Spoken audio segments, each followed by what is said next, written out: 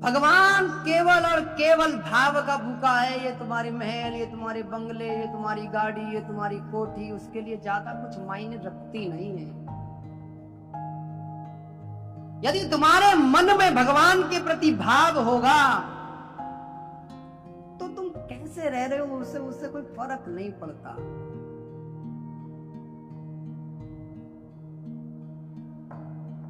वो सिर्फ और सिर्फ भाव का भूखा है। भाव से ही उसको बांधा जा सकता है, भाव से ही उसको खिलाया जा सकता है, भाव से ही उसको बुलाया जा सकता है।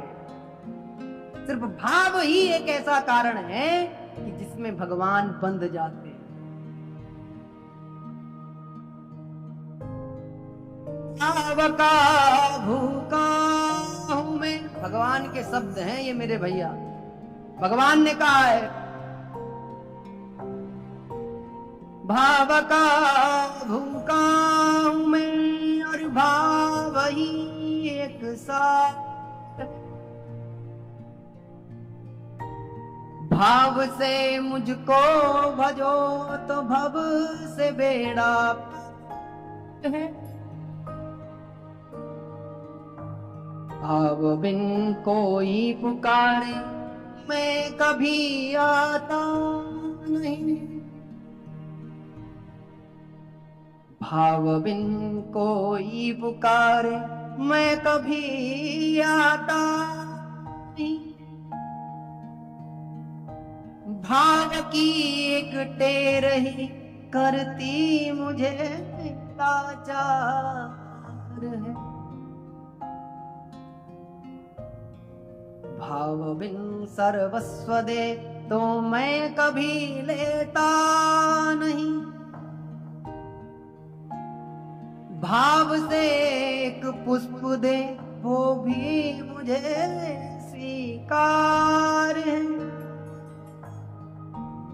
भाव जिन जिन के नहीं, भाव जिन जिन के नहीं उनकी मुझे चिंता नहीं। भावना ले भक्त का भरपूर मुझ पर भार है। बांध लेते भक्त मुझको प्रेम की जंजीर में। इसलिए अब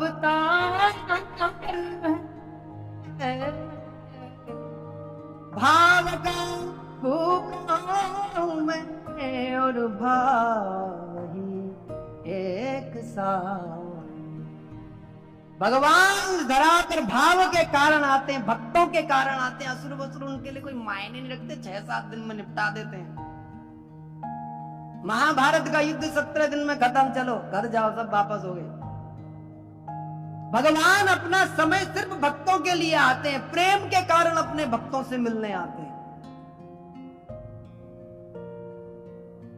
प्रेम से तुम किसी को भी अपना बना सकते हो, शक्ति और सामर्थ्य से नहीं बना सकते हो। उसकी शक्ति और सामर्थ्य के सामने तुम क्या बोलो, तुम कुछ तो हो नहीं यार।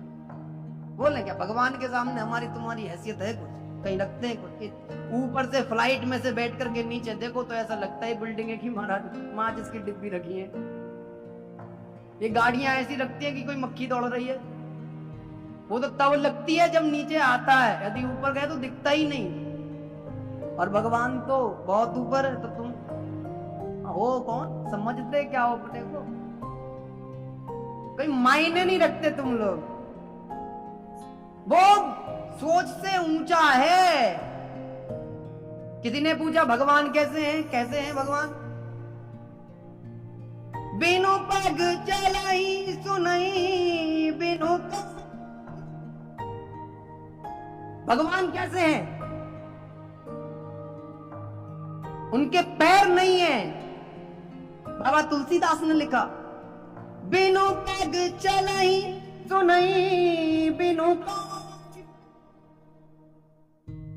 कर बिनु कर्म करही विधि नाना।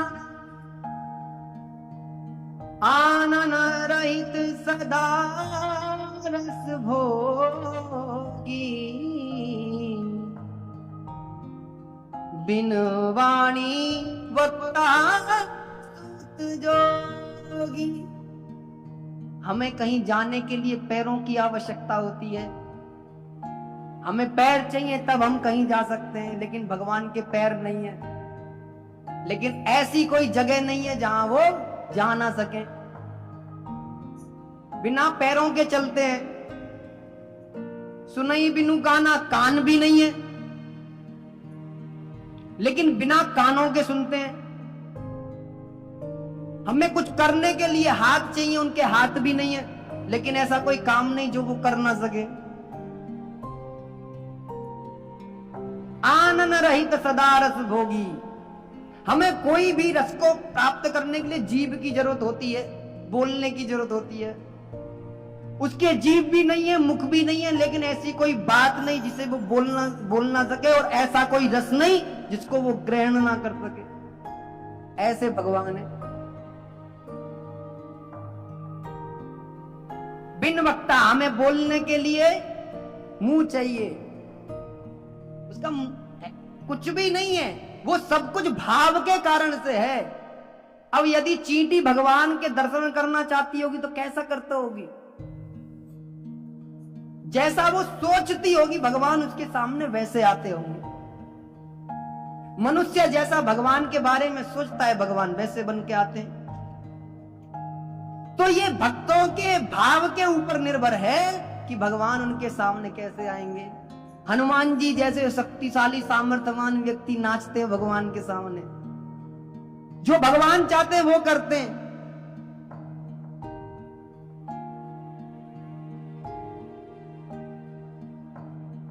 विदुर जी महाराज के यहां से भगवान विदा हुए तो भगवान ने बताया कि विदुर, कभी तुम्हें उद्धव मिले तो उद्धव भी बहुत बड़ा ज्ञानी व्यक्ति है, बहुत भक्त है, तो उनके साथ में बैठना कभी।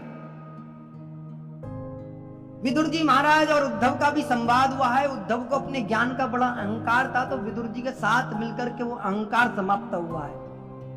उद्धव को लगता था कि मैं भगवान का सबसे बड़ा भक्त हूं, भगवान के सबसे ज्यादा नजदीक हूं, तो भगवान ने कहा तुम नजदीक नहीं हो, क्योंकि भगवान जब जा रहे थे इस धरा को छोड़ करके तो भगवान ने अपने जीवन में यदि किसी को याद किया तो वो विदुर थे। उन्होंने किसी को याद नहीं किया।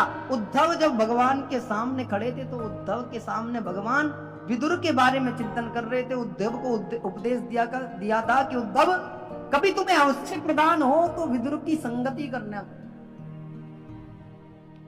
क्योंकि जिसको अंतिम समय में पूरी दुनिया याद करने का प्रयास करती हो, जब हर व्यक्ति का अंतिम समय आता है तो प्रयास करता है कि मेरे मुख में भगवान का नाम आ जाए। लेकिन जब भगवान जा रहे हो इस धरा को छोड़ करके, तो उनके अंतिम समय में इस धरा से जिसका शब्द भगवान के मुख में आ रहा होगा वो व्यक्ति कैसा होगा, कितना अहोभाग्य वह व्यक्तित्व होगा, कितना भाग्यशाली यह विदुर है।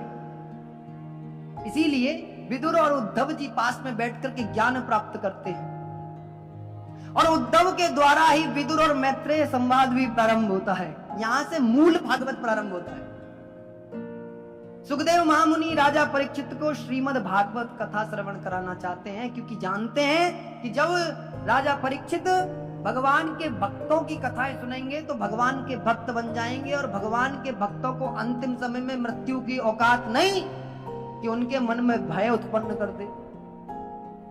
भगवान के भक्त जानते हो कैसे होते हैं? मरने से सब जग डरा, मेरे मन आनंद, कब मरूं कब भेंट हो, प्रण पर क्योंकि भगवान के भक्त जानते हैं कि शरीर छोड़ने के बाद तो मैं भगवान के ही अंदर प्रवेश करना है, तो मृत्यु का भय भक्तों के अंदर होता नहीं। इसीलिए राजा परीक्षित को भगवान की कथाएं सुनाते हैं कि अंतिम समय में राजा परीक्षित को मृत्यु का भय ना हो।